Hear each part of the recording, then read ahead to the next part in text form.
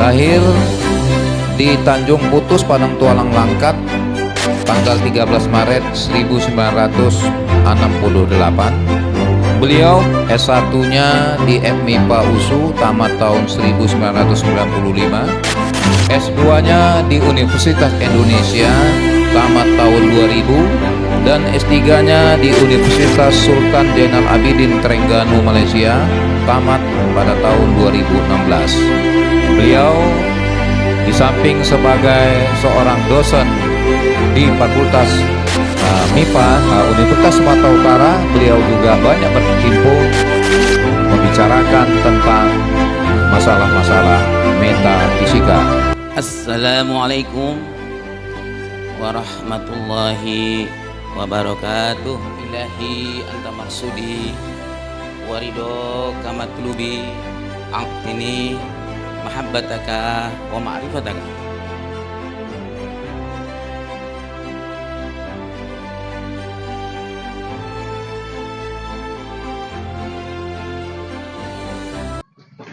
Assalamualaikum warahmatullahi wabarakatuh.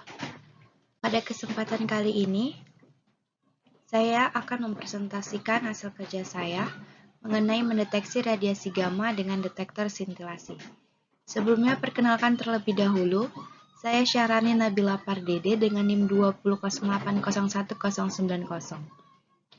Sebelumnya, terima kasih banyak atas waktu yang telah diberikan oleh dosen pengampu, Bapak Dr. Muhammad Sontang Sihotan, SSI MSI, yang memberikan waktunya dan memberikan kepercayaannya kepada saya untuk dapat mempresentasikan hasil ini. Pada mata kuliah Fisika Kuantum dengan kode mata kuliah FIS 3204. Program Studi S1 Fisika, Fakultas Matematika dan Ilmu Pengetahuan Alam, Universitas Sumatera Utara, 2022. Sebelumnya, saya akan membahas tentang glosarium, yang mana glosarium ini berisikan tentang beberapa kata-kata penting yang terdapat pada materi saya nantinya. Ada 5, yang pertama ada spektroskopi gamma, yang membahas tentang teknik yang nantinya akan digunakan untuk mengidentifikasi radionuklida dan pengukuran radioaktivitas. Lalu ada efek fotolistrik, yang merupakan satu gejala di mana suatu cahaya yang frekuensinya cukup tinggi dijauhkan pada suatu permukaan logam, maka akan terjadi pemancaran elektron dari permukaan logam tersebut. Lalu yang ketiga ada efek Compton. Ini merupakan suatu peristiwa di mana suatu foton menumbuk elektron dan kemudian mengalami hamburan dari arahnya semula. Yang keempat ada produksi pasangan, yaitu suatu peristiwa yang terjadi akibat suatu foton ditembakkan pada suatu inti atom, sehingga inti atom tersebut akan memancarkan sepasang elektron, di mana nilai Q-nya adalah untuk nilai elektron itu dia bermuatan negatif, dan positron dia bermuatan positif. Lalu glosarium kelima ada CS137, cesium-137, yang mana ini merupakan radiasi gamma yang digunakan untuk keperluan industri. Baiklah, berikutnya saya akan membahas abstrak, yaitu abstrak ini merupakan gambaran dari materi yang akan saya sampaikan. Radiasi gamma terdiri dari foton berenergi tinggi dan menembus materi. Ini merupakan keuntungan untuk pendeteksian sinar gamma. Karena spektroskopi gamma tidak memerlukan penghilangan matriks, kerugiannya adalah kebutuhan perisai untuk melindungi terhadap radiasi ini. Karena radiasi gamma merupakan radiasi yang memiliki tingkat daya tembus yang sangat paling tinggi daripada sinar alfa dan beta. Untuk keywordnya atau kata kuncinya, kita menggunakan radiasi, foton, dan spektrometri. Adapun daftar isi, berikutnya kita masuk ke daftar isi. Saya membaginya menjadi 5 bab. Yang pertama ada pendahuluan yang terbagi menjadi latar belakang, tujuan, dan manfaat. Lalu ada pembahasan yang terbagi atas teori dan aplikasi. Lalu ada bab 3 penutup yang berisikan kesimpulan. Lalu keempat ada daftar pustaka yang berisikan referensi-referensi yang saya ambil untuk membangun materi pada PowerPoint saya. Dan yang kelima adalah Q&A berupa tanya jawab yang berkaitan dengan materi saya. Berikutnya kita akan masuk ke bagian pertama, yaitu pendahuluan. Ada latar belakang. Latar belakang ini adalah hal yang mendasar yang digunakan nanti untuk membahas materi saya. Spektrometri gamma itu didefinisikan sebagai suatu metode pengukuran dan identifikasi unsur-unsur radioaktif di dalam suatu sampel dengan jalan mengamati spektrum karakteristik yang timbul oleh interaksi sinar gamma yang dipancarkan oleh zat-zat radioaktif tersebut dengan detektor. Nah, di sini kita menggunakan detektor sintilasi dengan tipe NaITL. Jadi dalam teknologi nuklir, MCA ini digunakan untuk mengukur seberapa tinggi daripada spektrum energi yang merupakan sumber radioaktif. Tujuan dan manfaat yang diperoleh dari materi ini pada tujuannya saya membaginya menjadi 3. Yang pertama untuk mengetahui prinsip kerja daripada MCA, lalu yang kedua untuk mengetahui spektrum isotop cesium-137, dan yang terakhir untuk mengetahui aplikasi daripada spektroskopi gamma. Adapun manfaatnya yaitu agar mahasiswa dapat mengetahui prinsip kerja MCA, spektrum yang terdapat pada isotop cesium-137, dan yang terakhir adalah aplikasi daripada spektroskopi gamma. Berikutnya kita masuk ke pembahasan. Lalu bagaimana sinar gamma itu diproduksi dari inti radioaktif meluru dengan memancarkan partikel beta atau alfa? Seringkali peluruhan menjadi keadaan tereksitasi di inti anak, yang biasanya meluru dengan pancaran sinar gamma. Urutan tingkat energi yang karenanya spektrum energi sinar gamma untuk setiap nukleus adalah unik dan dapat digunakan untuk mengidentifikasi nukleus. Detektor NaITL. Nah, kita menggunakan detektor NaITL untuk mendeteksi adanya radiasi daripada sinar gamma ini. Jadi detektor ini nantinya akan diaktifkan oleh talium yang nantinya akan atau detektor NaITL. Nantinya detektor ini akan merespon sinar gamma dengan menghasilkan kilatan cahaya kecil atau kilau. Nah, jadi kilauan ini akan terjadi ketika elektron scintillator yang dieksitasi oleh energi foton kembali ke keadaan dasar. Kristal detektor yang dipasang pada tabung fotomultiplier yang mengubah kilauan menjadi pulsa listrik. Pulsa pertama dari putu katoda sangat kecil dan diperkuat dalam 10 tahap oleh rangkaian dinode untuk mendapatkan puis yang besar. Ini diambil dari anoda fotomultiplier dan mengubah pulsa negatif. Ini merupakan gambar daripada pemrosesan dari detektor NaITL. Jadi detektor NaITL ini dilindungi dari kelembapan di udara dengan pembungkusnya dalam aluminium, yang juga dia berfungsi sebagai pemasangan yang nyaman untuk seluruh unit kristal atau fotomultiplier. Lalu apa saja yang terjadi ketika sinar gamma ini dikenakan dengan materi? Ternyata ada 3 interaksi yang dihasilkan. Yang pertama ada efek fotolistrik, kedua efek Compton, yang ketiga adalah produksi pasangan. Pada efek fotolistrik, interaksi yang terjadi ini adalah interaksi umum antara sinar gamma yang berenergi rendah dan dengan materi. Jadi dalam proses ini, foton akan berinteraksi dengan elektron dalam materi, kehilangan semua energinya. Lalu elektron dikeluarkan dengan energi yang sama dengan energi foton awal dikurangi energi ikat elektron. Nah, jadi ini akan menghasilkan puncak energi yang penuh dengan karakteristik dalam spektrum yang dapat digunakan untuk tujuan mengidentifikasi bahan radioaktif. Berikutnya ada efek Compton.